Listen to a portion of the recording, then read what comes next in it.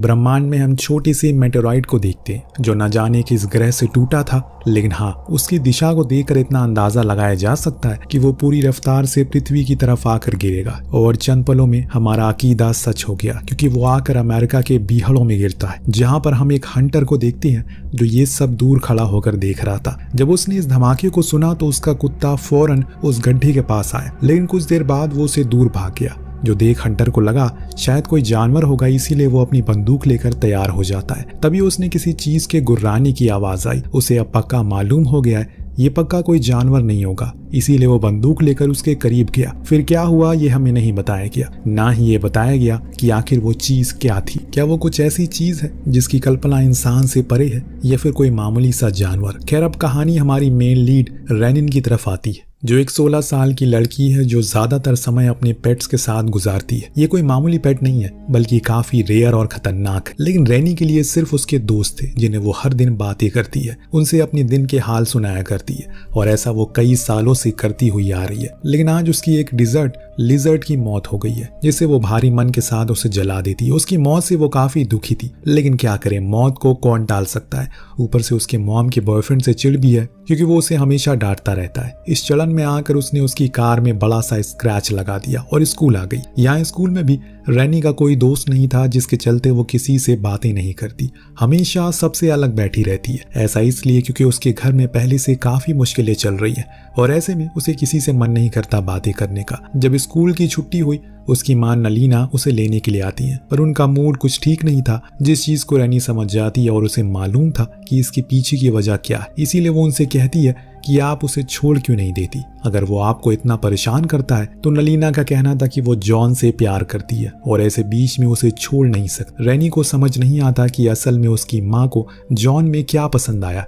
खैर, अब वो घर आकर अपने पेट को खाना खिलाती है और फिर खुद भी खाने के लिए बैठ गई। उसी दौरान जॉन बताता है कि आज ओवन में बहुत सी सड़ी बदबू आ रही है। आखिर क्या था उसमें? रेनी ने बताया कि उसने मरा हुआ सांप उसमें गर्म किया था अपने रैट के लिए। इतना सुनते ही जॉन उस पर खाना फेंक देता है और बहुत बुरा भला कहता है। उसकी माँ भी कुछ नहीं बोलती, इसीलिए वो गुस्से में अपनी बाइक उठाती है और रेगिस्तान में दूर जाकर खूब रोती है। उसे अब उस घर में नहीं रहना, लेकिन क्या करे, मजबूरी है। वो अपनी माँ को ऐसे छोड़कर नहीं जा सकती, इसीलिए उसने वापस जाने का मन बना लिया। लेकिन तभी उसकी नजर किसी चीज पर पड़ी जो बड़ी ही अजीब सी थी। उसे एक ट्रक से बांधा गया था, और जब वो करीब गई तो देखा कि वहाँ एक अजीब सा क्रिएचर है जो चुपचाप बैठा हुआ है, क्योंकि उसे कैद किया गया है। रेनी के दिमाग में सबसे पहले ख्याल आया उसे आजाद कर दे, इसीलिए उसने उन जंजीरों को खोल दिया। लेकिन जैसे उसने ये किया, वो पूरी जान लगाकर वहां से भागा, जिससे वो थोड़ा सा डर भी गई। लेकिन अब वो वापस घर आई तो पता चला कि उसकी माँ डैड की बहस खत्म हो चुकी है। सुबह जब वो स्कूल जाने के लिए निकल रही थी, उसकी नजर आसमान पर पड़ी, जहाँ ढेरों हेलीकॉप्टर उड़ रहे हैं। उसे कुछ ठीक सा नहीं लग रहा है, लेकिन इस बारे में उसने ज्यादा गौर नहीं किया। स्कूल चली गई, पर बीच क्लास में उसे उसी क्रिएचर का ख्याल आया जिसने उसने रात में देखा था। कहीं ये लोग उसे ही तो लेने नहीं जा रहे हैं, क्योंकि वो बहुत ही अजीब सा था। हो सकता है कि वो काफी रेयर भी हो, इसीलिए वो फौरन घर आकर उसने एक लिस्ट तैयार की जो उसकी अब काम आने वाली है। इसमें आधे से ज्यादा चीजें उसे जॉन की कार में मिलेंगी, इसलिए उसने बड़ी ही चालाकी से उसकी कार की चाबियां चुरा ली, फिर इन चीजों को ले लिया। पहली चीजें थी बंदूक, फिर थी दूरबीन, और अंत में थी एक वोडका की बोतल। इन सभी चीजों को लेकर वो पहुंच गई उसी जगह पर जहां उसने उस चीज को देखा था, लेकिन अब वो कहीं दिखाई नहीं दे रहा है। दूर दूर तक तो उसने दूरबीन का इस्तेमाल किया, तब जाकर वो उसे एक जगह पर छुपा हुआ दिखा। रेनी उसके करीब गई, अपना कैमरा खड़ा कर दिया और वहीं, ताकि जो कुछ भी हो वो चीज को रिकॉर्ड कर सके। एक सबूत के तौर पर उसने उसे आवाज लगाई, इधर आ जाए, पर वो कुछ प्रक्रिया नहीं कर रहा है, इसीलिए वो हवाई फायर करती है, पर इसने उसे कोई फर्क नहीं पड़ता, जिस वजह से रेनी को लगता है शायद वो मर गया। तो वो वापस से अपनी बाइक की ओर जाने लगी, लेकिन वो जो कुछ भी था उसने रेनी के ऊपर पीछे से झपट्टा मारा, उसे नीचे जमीन पर गिरा दिया। वो तो एकदम से डर गई, लेकिन जब उसने उसे इतने करीब से देखा तो उसे समझ में आ गया कि ये कोई धरती का जीव नहीं, बल्कि बाहर से आया है। सबसे पहली चीज जो उसके दिमाग में आई वो ये थी कि हो सकता है कि ये कोई एलियन हो, लेकिन अभी इस बारे में श्योर वो नहीं है। रेनी को उसे डरना चाहिए, पर उसके जानवरों से बात करना उसे पसंद है, इसीलिए वो उसके पास बैठी, उसे खाने को एप्पल भी दिया, पर वो कुछ खाता नहीं। तभी हम देखते हैं कि ऊपर से हेलीकॉप्टर उड़ना शुरू हो गए, इसीलिए वो इशारा करके समझाती है कि तुम्हें छुपना होगा, वरना वो लोग तुम्हें ले जाएंगे। उस एलियन के बर्ताव से साफ पता लग रहा है कि उसने महसूस कर लिया कि रेनी अच्छी इंसान है, वरना वो तो उसे कब का मार डालता। लेकिन अभी तक उसने उसे उसे कुछ किया नहीं है। थोड़ी बातचीत के दौरान वो उसे अलविदा कहकर घर को लौट आई, लेकिन जब रात हुई तो उस दौरान उसे याद आया कि वो तो जॉन की बंदूक वहीं छोड़ आई है। उसी जगह पर उसे पता चल गया तो वो उसे बहुत ज्यादा सुनाएगा और इसीलिए वो आधी रात में बाहर आई। तभी उसकी नजर गई झाड़ियों के पीछे किसी चीज पर। वो यहाँ तक आ गया है, जी हाँ वही जिसका खुद रैनी भी हैरान थी, क्योंकि उसने तो रास्ता तक नहीं बताया, फिर वो यहाँ कैसे आ गया। वो ये भूल रही है कि एलियन इंसानों से ज्यादा समझदार होते हैं और चालाक भी। हालांकि वो उसे वापस जाने को कई बार बोलती है, लेकिन वो हर बारी उसकी बात को नकार देता है। इसीलिए रैनी खुद उसे अब लेकर जाती है, बीच रेगिस्तान में रहने को कहती है। तब वो एलियन अपनी टेंटिकल से कुछ करता है जिससे कि रैनी हवा में उड़ जाती है और कुछ समय के लिए जब उसकी आंख खुली तो वो सुबह हो चुकी थी। वो एलियन भी पास में सो रहा था। उसे सोता हुआ देखकर रैनी ने उसे गले से लगा लिया और वादा किया कि वो अब उसे अकेला नहीं छोड़ेगी। इसीलिए वो उसे लेकर अपने घर की ओर बढ़ जाती है। पर इससे पहले कि वो घर में जाए उसने अपनी माँ से फोन करके पूछा क्या वो घर पर है या नहीं। जब क्लारा ने बताया कि वो अभी घर पर नहीं है तो उसके बाद ये दोनों घर में गए, आराम के साथ पिकनिक मनाना शुरू कर दिया। रैनी उसे सारी चीजें खिलाने की कोशिश करती है, लेकिन वो हर बारी हर चीजों को इनकार करता है। तो उसे समझ नहीं आता कि असल में ये क्या खाएगा। इसके बाद वो उसे अपने रूम में लेकर गई जहां सभी पेट से मिलवाया। उसके लिए एक सॉन्ग भी गाया जो सुनते ही उसकी बॉडी फुर अजीब तरह से मूव करना शुरू करती है। अब यहाँ रैनी कंफ्यूज थी, क्या उसे अच्छा लग रहा है या फिर वो डर रहा है। रैनी उसे क्रॉक कहकर पुकारना शुरू करती है। इतने में अचानक घर के बाहर क्लारा की कार आकर रुकी। रैनी समझ गई उसकी माँ आ चुकी है। वो फौरन क्रॉक को लेकर पीछे से बेसमेंट में गई और वहीं उसे छुपा दिया। जब क्लारा घर में आई तो वहां पर चीजें इधर उधर बिखरी पड़ी थी, जो देखकर वो रैनी पर बहुत गुस्सा करती है और पूछती है कि वो आज स्कूल क्यों नहीं गई। और तब उसने तबीयत खराब होने का बहाना करके नीचे जाने का मन बना लिया जहां वो क्रॉक बैठा था। जैसे ही वो नीचे गई ऊपर एंथनी आ जाता है, रैनी का क्लासमेट जो अपना कैमरा लेने के लिए आया था। क्लारा ने उसे अंदर रूम में जाने को कहा जहां वो रखा है।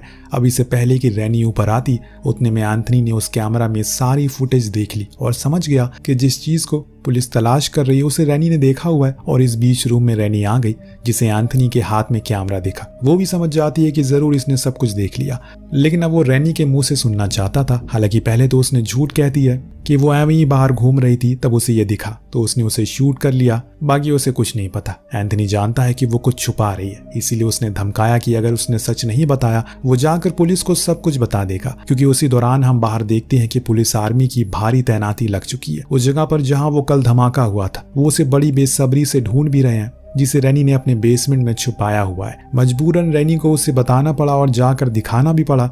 जब क्रॉक ने एक अनजान लड़के को देखा तो वो उसे प्रति आक्रामक हो गया, पर रैनी उसके सामने वही सॉन्ग गाती है जिससे कि वो थोड़ा सा शांत हो जाता है। लेकिन एंथनी की तो पैंट गीली हो जाती है, यहाँ तक कि कुछ देर के लिए वो बेहोश तक हो गया। पर बाद में उसने उसके कैसेट वापस कर दिया और कहा कि ठीक है वो किसी को नहीं बताएगा, पर उसे ध्यान रखना होगा कि पुलिस सब कुछ देख रही है। उसकी कही बात सच थी, क्योंकि उसी दौरान पुलिस को हम देख पाते हैं जो सच में इन दोनों को दूर से देख रही थी। शायद उन्हें इन पर शक था, पर आगे क्या होगा ये तो हमें आगे पता चलेगा। रात हुई। रैनी ने सुना कि उसका दोस्त भूख के मारे रो रहा है। वो तुरंत नीचे गया और उसके लिए जो कुछ भी मिला लाकर रख दिया उसके सामने, पर वो कुछ खा ही नहीं रहा था। रैनी उसके सामने बैठी खुद भी रोना शुरू करती है क्योंकि उसके लिए वो बुरा लग रहा था। दोनों की मुलाकात चंद दिनों की थी, लेकिन दोस्ती इतनी ज्यादा बढ़ गई अब रैनी को सच में उसके लिए बुरा लग रहा। वह अगले दिन जब एंथनी उसे सारी बातें बताई तो वो कहता है कि शायद वो शिकारी है और शिकार करके ही उसे खाना पसंद होगा, इसीलिए हमें उसे लेकर बाहर जाना होगा, तभी वो अपनी भूख को मिटा पाएगा। रैनी मान गई और रात में ये दोनों से एक ऐसी जगह लेकर गए जहां काफी सारी जंगली सुअर घूम रहे थे। जब क्रॉक ने उन्हें देखा तो उसमें से एक का शिकार किया और बड़े ही चाव से खाना शुरू किया। रैनी को समझ में आया कि ये ऐसे ही खाना पसंद करता है। रैनी और एंथनी दोनों वहीं खड़े होकर काफी बातें करते हैं। दरअसल रैनी का एक वही दोस्त था जिसे वो इतनी बातें करती है।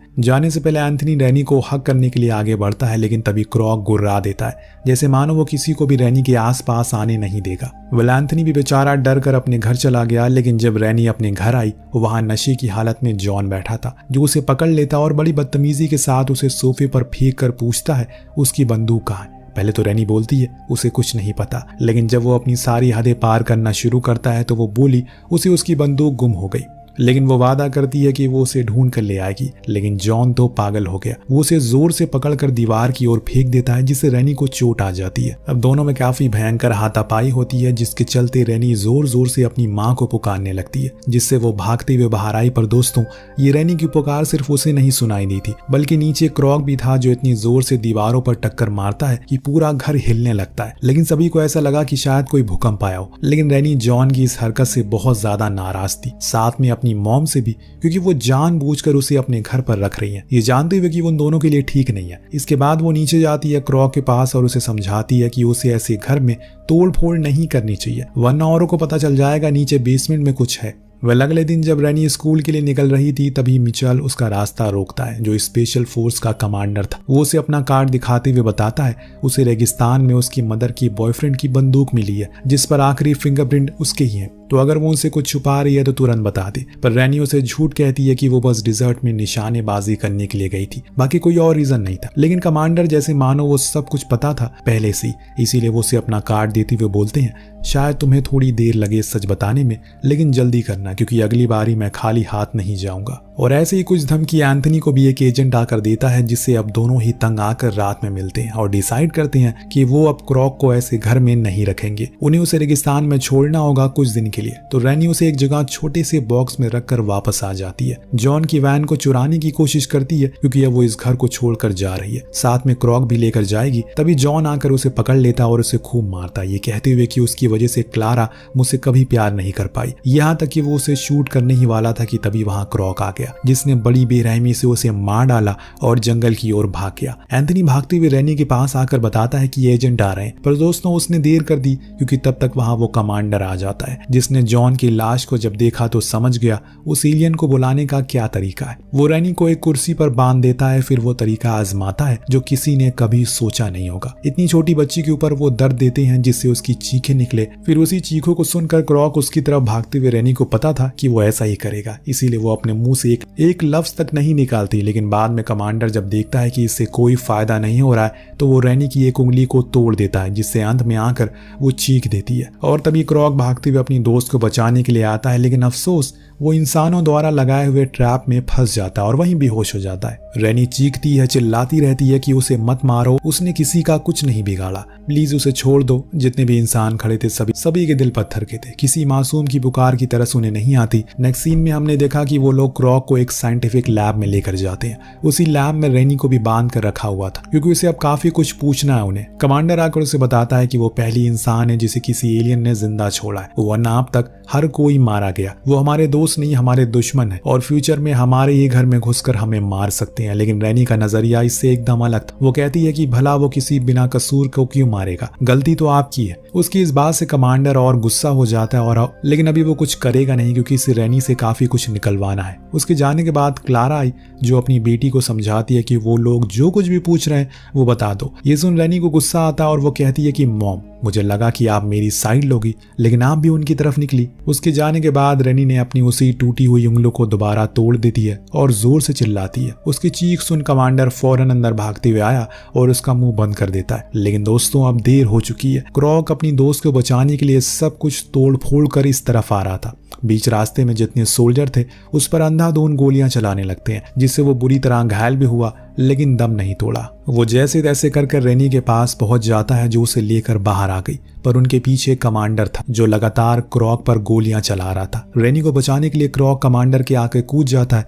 उसने कमांडर को मार दिया लेकिन खुद का भी दम तोड़ दिया, जो देख रैनी बहुत रोती है। उसे वापस आने की गुहार बार बार लगाती है, लेकिन एंथनी उसे समझाता है कि वो जा चुका है, अब कोई फायदा नहीं है। धीरे धीरे करके रैनी अब चीजों को भुलाने की कोशिश करती है। लेकिन तभी हम देखते हैं कि साइंटिस्ट क्रॉक की लाश के साथ कुछ टेस्ट कर रहे हैं, पर तभी हम उसकी बॉडी में कुछ हलचल महसूस करते हैं, जिससे ये साबित हो जाता है कि वो अभी मरा नहीं है, जान बाकी है। मतलब वो दोबारा अपनी दोस्त के पास जाएगा जिसने उसका सबसे ज्यादा ख्याल रखा था। इसी के साथ ये कहानी यहीं पर खत्म होती है। आपको कहानी कैसी लगी हमें कमेंट करके जरूर बताएगा। मिलते हैं अगली वीडियो में। Thank you so much watching. Peace out.